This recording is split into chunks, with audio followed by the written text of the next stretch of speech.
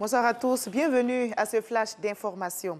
Les 8e Jeux de la francophonie se poursuivent à Abidjan. En marge de ces Jeux s'est tenue la 4e conférence ministérielle de la francophonie sur la culture.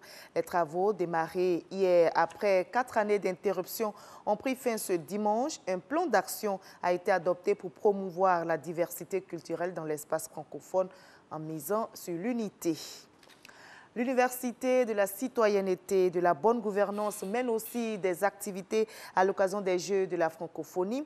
Dès demain, elle initie une caravane qui va sillonner les communes du district d'Abidjan. C'est la caravane dénommée Libre Ensemble.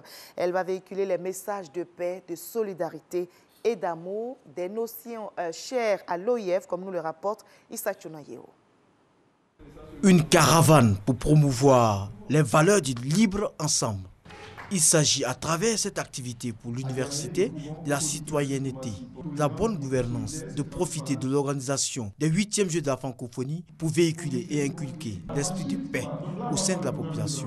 La francophonie vient avec toutes ses valeurs et au nom de ces valeurs figure le libre ensemble. Et pour porter ces valeurs au cœur de la population, il y aura une caravane et une série d'activités. Donc un libre tour, libre ensemble, qui va permettre justement aux populations de comprendre un peu ces valeurs-là, qui sont les valeurs de cohésion, de partage, de solidarité. Quand un artiste chante, quel que soit le problème que tu as, mais tu retrouves la joie. Donc eux-mêmes, c'est des vecteurs de paix. Et alors, dès qu'on a entendu parler de cette caravane à la francophonie, je pense qu'en principe, les artistes devaient prendre une part active à cela. Nous sommes très heureux de nous associer à l'organisation et nous nous rendrons utiles pour la caravane Libre Tour afin de communiquer avec les populations sur ces valeurs promues par l'OIF, bien sûr en marge des Jeux de la francophonie. La caravane Libre Ensemble va sillonner 8 communes pour promouvoir les valeurs de la francophonie que sont l'amour, la paix et la solidarité. Les initiateurs entendent poursuivre leurs actions au-delà des Jeux de la francophonie d'Abidjan. Et dans l'enceinte de la Bibliothèque nationale se déroulent les activités culturelles de cette 8e édition de la francophonie. Les artistes exposent leurs chefs-d'œuvre, sculptures, peintures, photographies, des œuvres d'artistes du monde francophone qui séduisent le grand public. Et nous verrons tout cela dans notre édition de ce soir à 20h.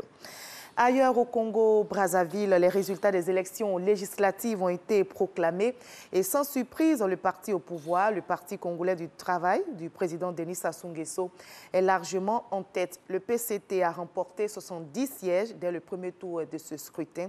Par ailleurs, 28 de ces candidats sont en ballotage pour le second tour fixé au 30 juillet prochain. En Afrique du Sud, un livre sur la fin de vie de Nelson Mandela fait des remous. Il a été écrit par un chirurgien militaire qui chapeautait l'équipe médicale en charge de la santé de l'ancien président. L'ouvrage est intitulé « Les dernières années de Mandela ». Et cet ouvrage regorge d'informations qui ont fait réagir la veuve du chef de l'État et même l'armée sud-africaine.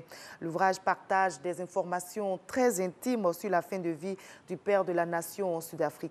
Il indique notamment que c'est Winnie Mandela qui tenait la main de Madiba dans ses derniers instants et non pas son épouse avec qui il vivait.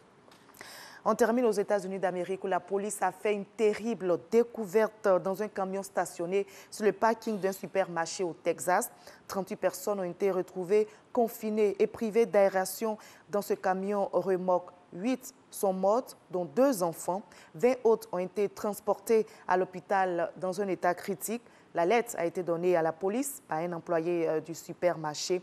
Et selon les autorités locales, il s'agit probablement d'une affaire de trafic d'êtres humains. Le conducteur du véhicule a été appréhendé. L'origine des occupants du camion n'est pas précisée, mais les services d'immigration ont été alertés. Je vous retrouve à 20h à tout à l'heure.